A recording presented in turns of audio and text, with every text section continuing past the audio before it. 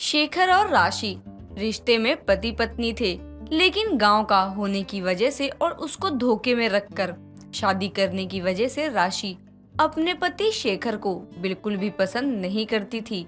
शेखर अपनी पत्नी राशि के घर में घर जमाई बनकर रहता था ताकि उसकी पत्नी खुश रहे। एक रोज सुबह के समय वो सोफे पर बैठा चाय पी रहा होता है। तभी राशि ऑफिस जाने के लिए तैयार होकर नीचे आती है और अपने पति को चाय पीता हुआ देखकर कहती है, अगर आपकी ये मुफ्त की रोटियां तोड़ने का शौक पूरा हो गया हो तो मेरे बाथरूम का गीजर नहीं चल रहा है और शावर भी काम नहीं कर रहा है, इसीलिए किसी इलेक्ट्रिशियन और प्लम्बर दोनों को बुलवाकर कम से कम घर का काम तो करवा दीजिए। तुम चिंता मत करो, जब तक तुम शाम को आओगी ना तब तक तुम्हें सारा काम किया हुआ मिलेगा। अच्छी बात है, लेकिन हाँ किसी अच्छे प्लम्बर और इलेक्ट्रिशियन दोनों को बुला लेना। पता चले दोनों का दाम लेकर एक को ही बुलाओ और एक का पैसा खा जाओ। अब मैं तुम्हें चोर और झूठा दिखाई देता हूँ क्या? अब मेरी यही औकात रह गई है क्या इस घर में और तुम्हारी नजरों में? देखिए, मेरा मुंह मत खुलवाइए और आप तो झूठ और सच की बात करो ही मत। जिसने खुद झूठ बोलकर अपने दोस्तों का घर दिखाकर मुझ जैसी शहर की लड़की को फंसा लिया है और एक गांव के होकर मुझ जैसी शहर की लड़की को अपनी बीवी बना लिया, वरना तुम जैसे गांव के आदमी के साथ कौन शादी करेगा? चलो मान लिया मैंने तुमसे शादी करने के लिए तुमसे झूठ बोला, लेकिन शादी के बाद तो मैंने तुम्हें सारा सच बता दिया था ना, क्योंकि मैं तुमसे बहुत प्यार करता हूँ और मैं कभी तुम्हें अंधेरे में नहीं रखना चाहता था। और तो और तुम्हारे कहने पर मैं तुम्हारे घर में घर जमाई बन के रहने लग गया हूँ। उसमें भी आपका ही फायदा है, इसीलिए आप रह रहे हैं। अब आपको अपने गांव में ऐसा ऐशो आराम कहाँ मिलेगा? अब आपको इन ऐशो आराम की आदत हो गई है, तो आपका मन कैसे लगेगा गांव में? मेरी ही किस्मत खराब थी जो मेरे नसीब में तुम जैसा गांव का पति लिखा था। काश तुम समझ पाती कि मुझे ऐसे आराम की नहीं बल्कि तुम्हारी आदत है। मैं सिर्फ तुम्हारे लिए यहाँ हूँ बस। मेरी बातों को सुनकर कहाँ खो गए? आपको ज्यादा सोचने की जरूरत नहीं है, जाइए जो काम बोला है वो करिए। कुछ समय बाद शेखर वहाँ से चला जाता है और उन दोनों की सारी बातें उनसे कुछ दूर खड़ी राशि की माँ रजनी सुन रही होती है, जिसे सुनने के बाद वो राशि के पास आती है और कहती है, किसी को नीचा दिखाने के चक्कर में खुद इतना मत गिर जाओ कि बाद में उठने में तकलीफ हो। तुम जो कर रही हो वो सही नहीं है। तुम कितना भी चिढ़ा लो, लेकिन ये बात नहीं बदल जाएगी। वो तुम्हारा पति है, गांव का है या शहर का, इस चीज से कोई फर्क नहीं पड़ता है।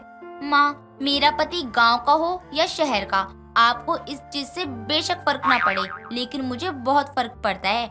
उसके अंदर मेरे पति बनने वाले कौन से गुण हैं? ना उनको कपड़े पहनने का तरीका है, ना वो मेरी तरह पढ़े लिखे हैं, ना उनके पास पैसा है, कुछ नहीं है उनके पास। फिर भी वो तेरा पति है, ये बात सच है बस। वो गांव का आदमी रिश्ते में बेशक मेरे पति हो, लेकिन मैं उन्हें दिल से कभी पति नहीं मानूंगी बस।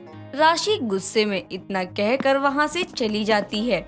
ऐसे ही समय बीतता है और समय के साथ राशि की नाराजगी और भी बढ़ती जाती है, जिसके चलते वो अपने गांव के पति की इंसल्ट करने का कोई मौका नहीं छोड़ती है। ऐसे ही एक रोज राशि अपने कुछ दोस्त के साथ ऑफिस से घर आती है। तभी उसके सभी दोस्तों में से उसकी ज्योति नाम की दोस्त शेखर को देखकर उसे रोकते हुए कहती है, हम सभी लोग बहुत थक गए हैं, आप थोड़ा किचन में जाकर हम सबके लिए कोल्ड ड्रिंक्स लेकर आइए ना, बहुत जोर से प्यास लगी है। जी आप बैठिए, मैं अभी नौकरों को कहकर ना कोल्ड ड्रिंक मंगवा देता हूँ। नौकरों को कहकर क्यों? तुम खुद भी तो एक नौकर हो, तुम ही ला दो कोल्ड ड्रिंक्स, ये तो तुम्हारा ही काम है। मैंने तुम्हें दिया है तो तुम्हें ही करना पड़ेगा ना।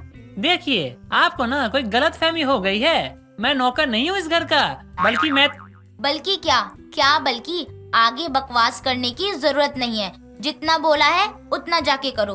चुपचाप जाइए और कोल्ड ड्रिंक लेकर आइए। ये लोग आपको जानते नहीं हैं, जो आपकी इंसल्ट होगी, लेकिन अगर हाँ ये बता दिया कि हम दोनों एक दूसरे के क्या लगते हैं तो हमारी इंसल्ट जरूर होगी।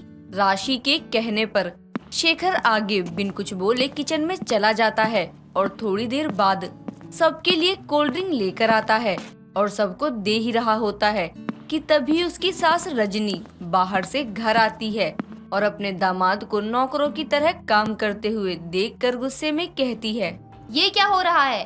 तुम लोगों की इतनी हिम्मत कि तुम लोग मेरे घर के दामाद से नौकरों वाला काम करवा रहे हो? दिमाग तो ठीक है ना तुम्हारा? आंटी जी आप ये क्या कह रही हैं? ये आदमी राशि का पति है? हाँ, क्यों? राशि ने तुम्हें नहीं बताया क्या? नहीं आंटी जी, अगर बताया होता हम इनसे नौकरों वाले काम थोड़ी ना करवाते। लेकिन आंटी जी इसमें राशि की गलती नहीं है। इनकी हालत ही देखकर कोई भी इन्हें नौकर ही समझेगा। इनके कपड़ों से तो यही किसी गांव के मजदूर लगते हैं। तूने सही कहा ज्योति, ये वही है तो वही लगेगा ना। मेरी तो लाइफ ही खराब हो गई। मतलब गांव का पति और शहर की पत्नी वाली बात हो गई है ये तो। लेकिन मुझे ये समझ नहीं आया कि तूने शादी कैसे कर ली इस गांव के आदमी के साथ। धोखे से हुआ है यार। इन्होंने अपने किसी अमीर दोस्त का घर दिखाकर मुझसे शादी कर ली। मैंने भी सोचा गांव ही सही, लेकिन पैसा तो है, पैसे से सब कुछ बदल सकता है।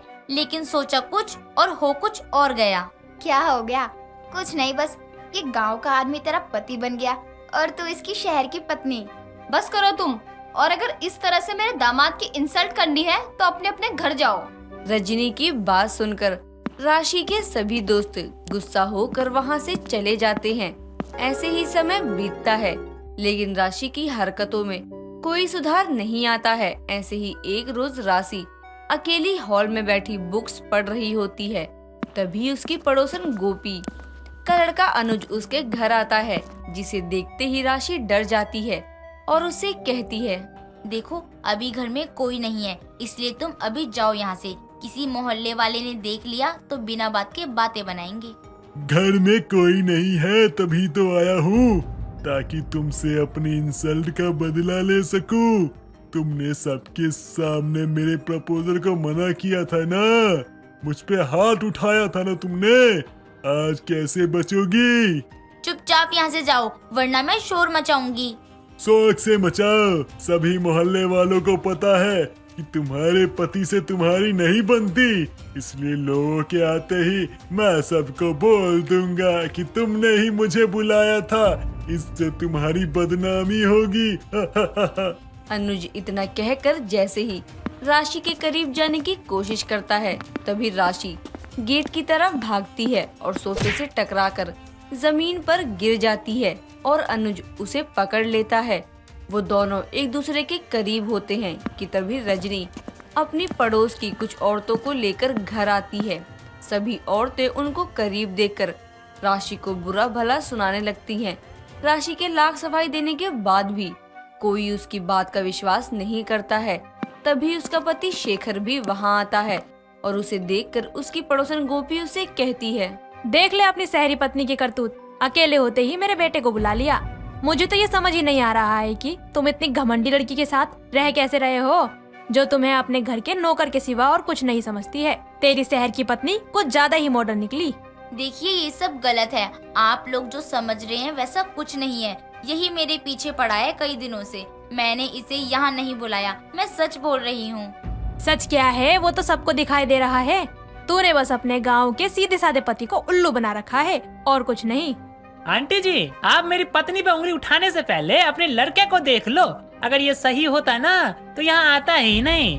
और आप जैसी माँ ही ना अपने बच्चों को ना गलत कामों में साथ देकर उसको बढ़ावा देती है। मेरी पत्नी शहर की मॉडर्न है, लेकिन अपने संस्कार भूलने वालों में से नहीं है और मुझे उस पर पूरा भरोसा है। वो ऐसा कुछ नहीं कर सकती है। शेखर की बातें सुनकर सबका मुंह बंद हो जाता है और सभी लोग अपने घर चले जाते हैं। वहीं दूसरी तरफ सभी लोगों को उसके खिलाफ होने पर भी अपने पति को अपने साथ खड़ा देखकर उसे अपनी गलती का एहसास होता है, जिसके बाद वो अपने पति से अपनी गलती की माफी मांगती है और अपने गांव के पति को दिल से अपनाकर खुशी खुशी उसके साथ अपने ससुराल चली जाती है। दोस्तों, अगर आपको ये कहानी पसंद आई तो इसे लाइक करें, शेयर करें और कमेंट करके बताएं कि कहानी में आपको सबसे अच्छा क्या लगा।